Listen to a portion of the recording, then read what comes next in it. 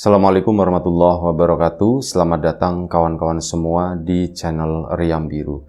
Terima kasih banyak untuk kawan-kawan yang sudah berkenan hadir di channel ini, dan video ini adalah kelanjutan dari cerita sebelumnya. Ini adalah bagian kedua dari cerita topi caping ya. Yang di cerita pertama itu menceritakan tentang Pak Mungkar, yaitu seorang bapak yang memiliki dua anak, Mas Darman dan Mas Darmono, yang meributkan sebuah topi caping milik bapaknya tersebut. Nah, di cerita sebelumnya juga menceritakan tentang bagaimana atau asal muasal topi caping itu bisa berada di tangan Pak Mungkar yang dipercaya gitu ya. Konon katanya melalui perantara topi caping tersebut, semuanya kayak dipermudah lah dari Pak Mungkar yang bukan siapa-siapa, yang lahir di keluarga miskin, tiba-tiba mendapatkan rezeki yang begitu mudahnya gitu. Dan ya akhirnya itu tadi, sepeninggal Pak Mungkar, ribut nih anaknya Mas Darman sama Mas Darmono, ngeributin bukan warisan tanah atau apa, tapi ngeributin warisan topi caping tersebut yang secara diam-diam itu sebenarnya diambil oleh Mas Darman. Sementara adiknya Mas Darmono itu udah lama nyari-nyari gak ketemu-ketemu, dan dia itu merasa gak terima setelah mengetahui ternyata topi caping tersebut diumpetin oleh si kakaknya Mas Darman. Mulai hari itu kedua kakak beradik tersebut itu hubungannya jadi renggang. Ya, awalnya itu biasa-biasa aja. Awalnya ya renggang-renggang secara kekeluargaan. Sampai pada suatu hari ini ada satu konflik lagi yang akhirnya memicu dua keluarga tersebut itu kayak ya udah jadi rahasia umum warga kampung kalau mereka itu berseteru. Nah, ini Pak Darman itu punya seorang putri, namanya anggap aja Mbak Ita. Mbak Ita ini ya lahir di keluarga yang memang Mas Darman itu juga keluarga yang mampu gitu ya, sama Mas Darmono itu ya karena dari bapaknya Pak Mungkar tersebut ya. Ini Mbak Ita lahir menjadi seorang gadis ya yang lumayan cukup menarik di kampung tersebut. Nah, ini pada suatu hari Mbak Ita itu ceritanya gitu ya, ini lagi berkunjung ke satu rumah temannya, masih satu kampung, dan kebetulan rumah temannya tersebut itu berhadapan dengan rumah keluarga si Pak Darmono tadi. Jadi waktu itu ada satu kejadian yang tidak sengaja. Istrinya Pak Darmono atau Mas Darmono, dia lagi keluar ke teras. Mbak Ita lagi duduk-duduk sama temannya itu di rumah temannya di halaman di situ, dan dia tuh biasa aja gitu ya waktu itu. Memang nggak bakalan datang ke rumahnya si Pak Darmono tadi, tapi karena ada satu kejadian, jadi istrinya si Mas Darmono itu kepleset. Begitu keluar dari teras kepleset, gedebuk gitu kan, jatuh, aduh gitu, teriak kesakitan. Karena Mbak Ita ngelihat, akhirnya apa? Dia kan ya refleks gitu ya. Loh, itu ya mau nggak mau bibi gitu ya. Loh, itu bibiku jatuh gitu. Si temannya juga akhirnya datang ke situ. Mbak Ita juga ikut ke sana. Maksud dan tujuannya itu baik, mau nolongin. Dan ya begitu mau dibangunin, itu si bibinya malah mencak-mencak. Kamu ngapain? Intinya kayak gitulah, marah-marah gitu ya. Kamu gak usah kesini, gak sudi. Intinya seperti itu. Pak Darmono atau Mas Darmono itu keluar dari rumah. Nah, begitu melihat Ita dan istrinya yang terjatuh seperti itu, emosinya tuh langsung naik. Nah, begitu naik, langsung dia itu ngambil gunting ke dalam gitu ya. Dan si Mbak Ita ya orang dia lagi bengong, bingung gitu ya. Ini aku mesti gimana? Dia posisinya udah berdiri, istrinya si Mas Darmono tadi masih terjatuh, masih terduduk di sana ya sambil ngomel-ngomel gitu. Kamu kurang ajar, ngapain kesini?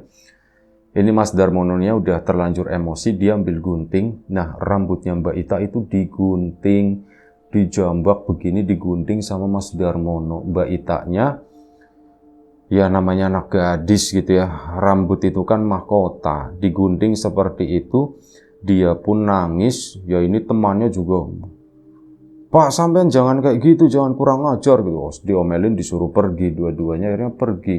Mbak Ita nangis sampai malam itu ndak mau pulang ke rumah, dan akhirnya dicari-cari kan sama Pak Darman, dan ya informasinya berada di rumah temannya tersebut. Akhirnya dijemput. Begitu dijemput, si Mas Darman sendiri melihat anaknya yang seperti itu ya, dia pun akhirnya naik pitam. Intinya tuh malam itu mau berantem antara si Mas Darman sama Darmono tadi. Rame tetangga itu menyaksikan, bahkan ya sampai melibatkan yaitulah Pak RT segala macam turun tangan itu buat misahin kakak beradik itu. Mbak Ita pun dibawa pulang. Mas Darman sendiri ini wah udah dendam banget nih sama si adiknya ini. Aku ndak terima anakku dibegituin. Wis pokoknya aku tuh ndak terima. Akhirnya dibawa pulang kan ke rumah ke sana. Ya ditanyain, Ita apa yang sebenarnya terjadi? Pak, begini Pak, aku itu tadi mau nolongin, cuman ndak tahu tiba-tiba aku kok langsung dimarah-marahin begitu, terus rambutku digunting. Ya mendengar pengakuan dari Mbak Ita tersebut, Mas Darman ya otomatis langsung begitu ya. Ya tambah nggak terima, ini anakku tuh nggak salah apa-apa. Perang, pokoknya perang sama si itu. Dan akhirnya Mas Darman itu juga ya mendapat masukan dari beberapa warga. Udahlah, nggak usah begitu ya, nggak usah diributkan segala macam. Dan warga ini termasuk orang yang didengarkan oleh si Mas Darman tadi. Dan warga ini juga tahu mengenai keluarganya Mas Darman, mengenai apa yang diributkan dan sebagainya. Dan si orang ini, warga ini itu adalah bapaknya Mas Samsul yang menceritakan cerita ini.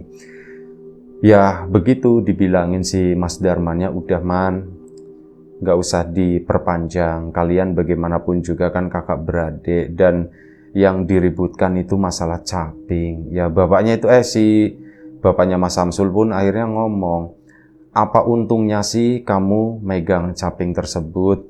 Apakah kamu jadi tambah lebih hebat atau bagaimana? Ya kalau kata Mas Darman ya enggak sih gitu ya. Cuman ya aku udah terlanjur nggak terima. Coba dulu waktu Darmono minta baik-baik gitu ya, ngomong Mas, topinya mbok yo buat aku aja gitu kan. Ya mungkin tak kasih, kata si Mas Darman. Tapi kan dia begitu ngeliat langsung nuduh, oh sampean begini-begini. Ya memang Mas Darman juga mengaku salah karena dia sudah berbohong. Ditanya katanya nggak tahu kemana topi caping tersebut, tapi ternyata disembunyiin sama dia. Nah, pokoknya di titik ini Mas Samsul yang memang mendengar cerita dari bapaknya waktu itu ya, meskipun belum lengkap gitu ceritanya yang didengar oleh Mas Samsul, cuman Mas Samsul sendiri itu udah berpikiran kalau mungkin di satu waktu topi caping itu membawa sesuatu yang positif, membawa sesuatu yang baik gitu ya. Yaitu memberikan kemakmuran ke Pak Mungkar, tapi di satu sisi di waktu itu juga memberikan sesuatu yang gak baik, yaitu meninggalnya dua istri dari Pak Mungkar. Tapi Pak Mungkar mungkin waktu itu udah terlanjur gelap dengan itu tadi, menganggap bahwa benda ini adalah benda yang kultus ya, benda yang suci, benda yang sakti, intinya begitu ya. Kehidupanku itu semuanya berubah, aku jadi orang yang ya dengan kehidupan yang mewah seperti ini, semua aku punya gara-gara topi caping ini. Dia itu nggak melihat ke itu, mungkin ya lebih dalam ke sana, dan nggak pernah menyangka kalau justru benda itu malah di generasi selanjutnya itu menyebabkan sebuah peperangan. Nah, perang pun dimulai. Mas Darman sendiri setelah ditenangin sama bapaknya Mas Samsul, ya akhirnya Mbak Ita udah tak, nggak apa-apa wis, kamu sabar aja katanya. Rambut kan bisa numbuh lagi, itu nanti bisa dipotong, dirapiin, disamarkan, kata bapak. Dan akhirnya ya hal itu memang dilakukan. Udah adem nih keluarganya Mas Darman, tapi suatu saat, mungkin sekitar 1 minggu kemudian, ini istrinya Mas Darmono waktu itu jatuh dan ya ada sesuatu di pinggulnya itu yang kena lah. Jadi boleh dibilang setelah jatuh tersebut, ini istrinya tuh susah berjalan. Ya Mas Darmono tentu saja marah dan menganggap ini jatuh itu gara-gara si Ita gitu kan. Padahal Ita kesana itu cuman mau nolongin. Nah istrinya itu ngomongnya seperti itu. Aku didorong sama Ita, fitnah gitu ya. Mas Darmono pun marah dan pada suatu hari keluarganya Mas Darman itu dikirimi sesuatu. Dikirimi kayak yang kemarin sempat rame-rame gitu ya, bangkai gitu ya. Dan ini dikirimi bangkai ayam. Ada 4 ekor ayam di situ yang dipotong tanpa kepala.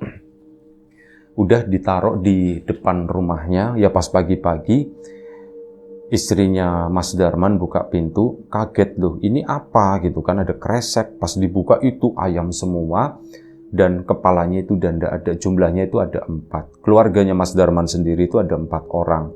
Ya suami istri sama Mbak Ita sama adiknya. Mas Darman pun langsung, ini pasti Darmono gitu kan. Ini maksudnya tuh apa sih? Nah, akhirnya apa? Mas Samsul sendiri itu punya cerita berarti dari sudut pandang keluarganya Mas Darman ya, sang kakak. Untuk Mas Darmono itu ndak tahu karena bapaknya Mas Samsul itu temenannya sama si Mas Darman tadi. Jadi informasi itu lebih banyak masuk ke keluarga tersebut.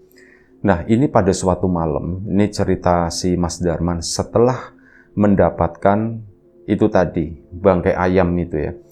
Ini kan dikonsultasikan juga sama bapaknya Mas Samsul. Bapaknya Mas Samsul pun ya nenang-nenangin lah gitu ya. Udah, ndak usah terpancing, itu tuh provokasi. Udah, nggak usah dipikirin, intinya seperti itu. Nah, ini pada suatu malam, beberapa hari selanjutnya, keluarganya Mas Darman itu mulai diteror. Malam-malam itu selalu ada yang ngetuk pintu. Bukan cuma pintu doang, tapi jendela. Dan hari pertama pintu diketok itu, dak gitu kan. Dak. Dicek ke depan, nggak ada siapapun, nggak ada orang, nggak ada apa gitu ya. Dan Mas Darman pun ya memang nggak memutuskan untuk keluar rumah. Sampai keesokan harinya, Mas Darman itu meminta beberapa orang, ngebayar beberapa orang lah, itu untuk berjaga di depan rumahnya, di situ, di halaman rumah di sana. Dan malam kedua itu kan dijagain sama orang-orang itu ya, ada 4 orang. Nah, dijagain, kejadian itu masih terjadi. Pintu itu diketokin, tak terus, sampai Mas Darman pun marah juga. Akhirnya ini orang-orang kerjanya apa sih gitu ya. Akhirnya kan ditegur. Begitu suara ketokan itu udah hilang, Mas Darman itu keluar. Kalian kerjanya tuh ngapain sih gitu kan. Lu ngapain bagaimana Pak? Ini tadi ada yang ngetokin gitu. Lu Pak, kami nggak mendengar, kami nggak melihat apapun Pak. Orang kami itu dari tadi ya di sini jaga sesuai dengan permintaan Bapak dan kami tidak menemukan, kami tidak melihat apapun Pak, sumpah Pak gitu kan. Mas Darman pun mulai mikir, wah ini jangan-jangan mainnya itu udah main halus, mainnya itu udah main mistis seperti itulah. Dan akhirnya ya sudah, Mas Darman pun mengerti hal tersebut. Ketokan pintu masih terjadi selama beberapa hari, tapi Mas Darman itu cuma nyuekin aja. Ya cerita ke bapaknya Mas Samsul, ya udahlah banyak-banyak doa aja. Dan kamu ndak usah merasa takut atau apa, soalnya barang-barang seperti itu, kalaupun memang tujuannya ndak baik, kalau misal dari kamunya takut, dari keluarga kamu takut, itu gampang tembus. Tapi kalau misal kamunya kuat, ya udah tenang aja, itu nggak bakalan, katanya begitu. Oh begitu ya Pak ya, iya, jadi kalian ndak usah takut, ndak usah apa. Ya baik, Dan pada suatu hari akhirnya, untuk pertama kali mungkin Mas Darman selama beberapa waktu ya setelah Pak Mungkar meninggal, setelah mengambil topi caping tersebut, ini untuk pertama kalinya si Pak Darman nyobain topi caping tersebut. Apa sih istimewanya topi caping yang udah mulai buluk ini gitu kan? Kok ini bisa jadi rebutan kita berdua ya seperti ini ya. Dan Bapak itu maksudnya Pak Mungkar, percaya banget kalau topi caping ini adalah perantara rezeki. Ya bagaimanapun juga rezeki yang ngasih itu yang maha pemberi rezeki tentu saja. Cuman Pak Mungkar itu percayanya perantaranya tuh ini gitu. Dan akhirnya apa? Mas Darman pun atau Pak Darman itu nyobain topi caping tadi. Dipakai begini. Nah, begitu topi caping dipakai, Mas Darman pakai kan di dalam ruangan di situ. Dia biasa aja awalnya cuman ngelihat begini, terus dia coba ngaca gitu kan. Ngaca sendiri sambil senyum-senyum begitu. Kaget bukan main. Mas Darman melihat di belakangnya, dia ngaca itu di kamar. Dari cermin atau kaca tersebut kelihatan pintu kamar yang terbuka. Nah, di luar kamar itu, dari bayangan cermin itu kelihatan ada 2 orang, kakek dan nenek. Itu lagi berdiri di sana, yang kakek itu ndak pakai caping, yang nenek itu pakai. Itu lagi berdiri begini senyum ngeliatin Mas Darman. Mas Darman kan kaget. Itu siapa? Pas ditengok, ada si kakek itu. Bapak siapa? Ditanyakan sama si Mas Darman. Saya itu yang punya caping yang kamu pakai, katanya begitu. Loh, ini caping Bapak. Akhirnya kan dilepas begini kan. Begitu dilepas, kakek nenek itu hilang, nggak ada. Loh, kemana ini kakek nenek itu? Dipakai lagi, ada lagi. Nah, disitulah akhirnya topi caping itu dipakai. Pak, ini bagaimana Pak? Bapak, intinya Mas Darman itu udah tahu mereka tuh bukan orang gitu ya. Dan akhirnya nanya, ini Bapak sama Ibu ini mau ngambil topi ini atau bagaimana? Ditanya sama Mas Darman. Enggak, kami enggak mau ngambil. Memang kalau kamu pakai topi itu, ya kamu bakalan ngelihat kami, katanya begitu. Dan kami pun bersedia disuruh ngapa-ngapain, kata si kakeknya itu seperti itu. Kalau misalkan butuh bantuan apa, ada sesuatu yang perlu kami lakukan, tinggal bilang aja, katanya begitu. Kata si kakek. Mas Darman pun kepikiran, gitu kan. Wah, beneran nih Pak, gitu kan. Iya bener, buat apa saya bohong. Itu sengaja dulu topinya tak kasih ke bapak kamu, supaya bapak kamu itu bisa ngelihat kami. Dan ya emang bapakmu itu menjadi hebat, itu karena apa? Ya karena bantuan kami, kata si kakeknya seperti itu. Dan si nenek juga tampak senyum-senyum seperti itu. Mas Darman pun tanpa bercerita ke bapaknya Mas Samsul, akhirnya menerima tawaran tersebut. Ya sudah Pak, nanti saya butuh, ini intinya saya butuh bantuan. Loh, butuh bantuan apa? Tinggal bilang aja, tinggal ngomong, kata si kakek. Saya mau ngerjain adik saya, katanya. Oh, Darmono itu. Kamu mau diapain Darmono? Mau dihabisin? Mau dimatiin? Atau mau diapa? Kamu tinggal bilang aja. Gampang itu. Si kakeknya itu seolah-olah seperti itu ya. Mas Darman pun mikir, kalau dimatiin ya jangan gitu ya. Janganlah, jangan dimatiin. Dikerjain aja Pak, katanya. Lu mau dikerjain seperti apa? Keinget Mas Darman, istrinya ndak bisa jalan. Dibikin ndak bisa jalan aja Pak, katanya begitu kan. Oh, siap, kata si kakek itu. Baik, nanti kami bikin Darmono itu ndak bisa jalan, katanya begitu.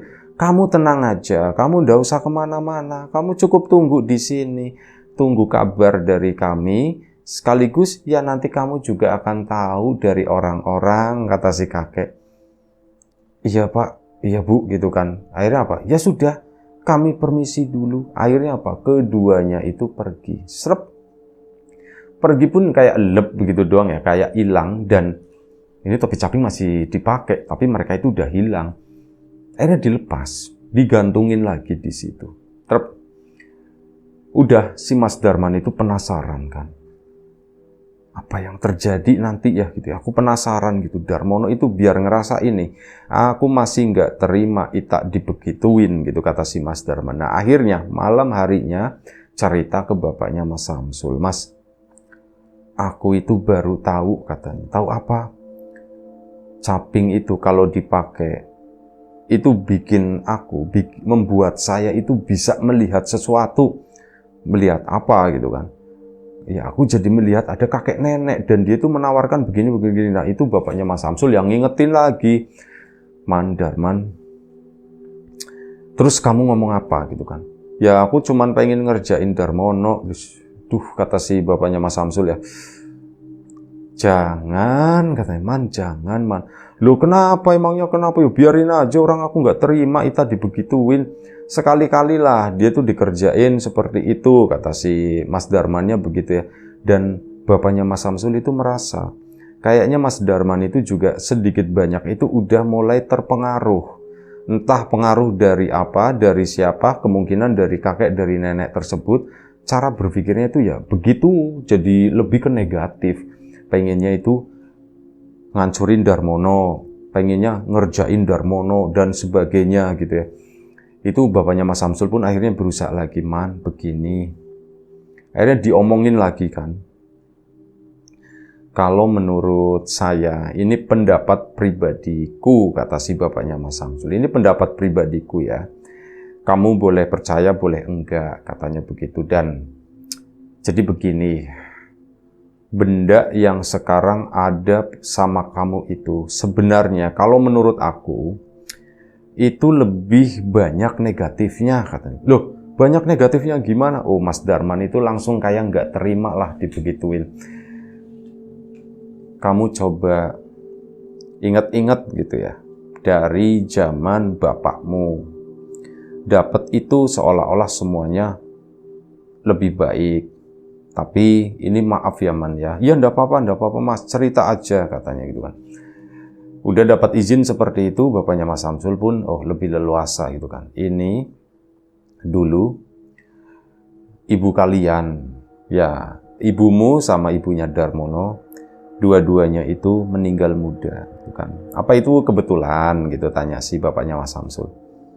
Mas Darman pun diem aja. Terus udah selesai nih, bapak muda meninggal gitu kan. Turun ke kamu. Dan kamu sama Darmono dulu itu kan, akrab banget. Kemana-mana bareng. Baju pun sama gitu kan. Tapi kenapa sekarang kok di antara semua warga yang perangnya paling parah gitu ya. Ributnya paling kalian berdua gitu. Darman sama Darmono itu nggak akur. Semua warga itu udah tahu tersebut. Apakah itu sebuah kebetulan? Mas Darman pun diem lagi. Terus aku harus gimana gitu ya. Nah pelan-pelan mungkin Mas Darman itu udah mulai menyadari hal tersebut. Terus aku harus gimana Mas? Harus gimana ya aku sendiri nggak tahu. Tapi minimal setidaknya kamu udah nggak usah nyentuh topi itu. Darmono pun jangan, katanya begitu. Benda itu jatuh ke kamu, nanti kamu jadi buruk, kata si bapaknya Mas Samsul itu to the point. Sebaliknya, benda itu jatuh ke Darmono pun sama. Darmono mungkin akan melakukan hal yang sama ke kamu. Terus harus gimana dong? Ya sudah, begini aja. Kan kamu kalau memakai topi itu, kamu bisa melihat mereka. Kamu kembalikan aja, katanya begitu. Loh, kalau misal aku kembalikan kan sayang, kata si Mas Darman. Ya sayang apa, Man, gitu kan. Ya sayang, ini kan dulu senjatanya bapakku sampai jadi tuan tanah seperti ini, Man. Kamu itu kurang apa sih, kata bapaknya Mas Samsul ya. Kamu itu semuanya udah punya gitu kan. Kamu tuh salah satu orang paling cukup, orang paling kaya di kampung ini. Kenapa masih mikirin seperti itu, kata si ini ya, kata bapaknya Mas Samsul. Ya Mas Darman pun diem aja begitu berpikir. Jadi gimana, Man? Ya udah minimal begini wis lah. Sementara waktu, topi itu jangan pernah dipakai lagi. Kamu jangan berkomunikasi dengan makhluk tersebut. Itu makhluk yang jahat, kata bapaknya Mas Samsul. Dan setelah itu, kalau kamu udah mulai terbiasa, udah mulai ikhlas, topi itu dihilangkan. Dihilangkan gimana? Aku ya udah tahu cara ngilanginnya itu gimana. Tapi mungkin kamu bisa coba dengan dibakar atau bagaimana, kata si bapaknya Mas Samsul. Dibakar ya, udahlah nanti aja lah, kata si Mas Darman. Oh mungkin belum siap melakukan hal tersebut. Bapaknya Mas Samsul pun, oh ya sudah. Dan akhirnya 2 hari kemudian setelah ngobrol sama bapaknya Mas Samsul, ada satu kabar. Darmono itu lumpuh, ndak bisa jalan. Ini Mas Darman pun kaget. Bapaknya Mas Samsul juga kaget. Man, Darmono katanya ndak bisa jalan ya, Man ya? Iya, nggak bisa jalan. Itu gimana ceritanya, Man? Gimana ceritanya? Akhirnya Mas Darman kan cerita, aku ya kemarin aku minta tolong sama si itu buat ngerjain Darmono. Ya bukan buat matiin, cuman buat ngerjain aja. Biar kayak istrinya susah jalan. Ya tapi sekarang lumpuh si Darmononya. Jadi sama Darmono itu katanya, dia itu lagi di kamar mandi, tiba-tiba itu kayak dijatuhin, gak gitu ya. Itu ada tulang, mungkin di tulang belakang atau mana itu yang mengalami kerusakan gitu ya. Mas Darmono pun lumpuh. Ya seperti itulah kejadiannya. Dan akhirnya Mas Darman, terus aku harus gimana? Ya sudah, aku bilang, udah, kamu ndak usah inilah, ndak usah pakai itu lagi, bahaya, katanya begitu kan, katanya bahaya. Dan akhirnya sudah. Terus Mas gimana, Mas? Aku dibantuin, Mas gitu. Ya sudah, topinya bawa sini, kata si itu. Kata bapaknya Mas Samsul, topinya bawa sini. Topi itu pun dikasihin sama si Mas Darman. Ini, tapi jangan dikasih Darmono ya. Ya enggak lah gitu kan. Akhirnya apa? Bapaknya Mas Samsul itu nyoba topi tersebut. Man, aku nyoba ya, katanya. Akhirnya dipakai, dicoba sama bapaknya Mas Samsul. Begitu dipakai, jreng, muncul 2 sosok kakek tersebut. Itu udah senyum begini. Wah, majikan baru, katanya. Langsung dibuka seperti itu. Dan begitu ngomong majikan baru, topi langsung dilepas sama bapaknya Mas Samsul. Cerita kedua kita tutup sampai di sini dulu. Kita lanjut cerita ketiganya segera gitu ya. Terima kasih kawan-kawan sudah nontonin. Sampai jumpa di episode selanjutnya. Jaga kesehatan tentu saja. Assalamualaikum warahmatullahi wabarakatuh.